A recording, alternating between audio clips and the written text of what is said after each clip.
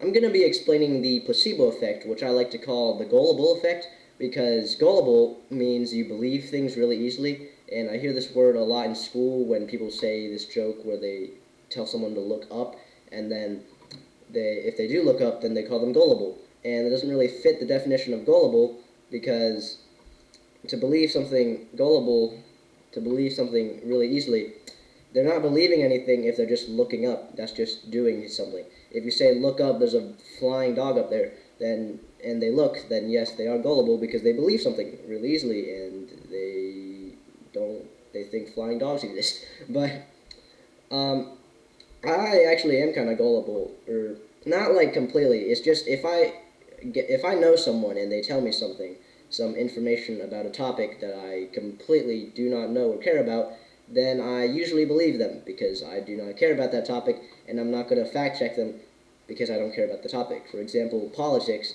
I got sent a bunch of like fake politics, like, oh my gosh, this happened, and I like half believed them, like on edge, but I didn't know if it was real or not. And then I asked them in real life, they're like, oh no, that's all fake. And I'm like, oh, wow. And I didn't bother fact checking them because I don't care enough about politics. But they said it's not good to be easily gullible because then you become like a conspiracy theorist or something. And it's probably like somewhat true. I don't know. That friend was pretty smart, so I'll take his word for it. But anyways, the reason the word gullible, I think, relates to the placebo effect is because it involves believing something that isn't true, and that's kind of what the placebo effect does. Because the placebo effect works with medicine, and it's basically a medicine that doesn't actually do anything, but the doctor tells you, or someone tells you that it does something. So then in your mind you think that it does something, and even though it has no actual effect, then you still feel better even if it doesn't do anything. So it's kind of just a brain like trigger, and it's mainly a use for medicine. They call it like a placebo. When you're a placebo, you call a pill when you like take a pill that it doesn't actually do anything. A common thing I've seen is like a pill full of sugar, and they tell you it fixes it, and in reality it does nothing. But you feel better because someone told you that it helps.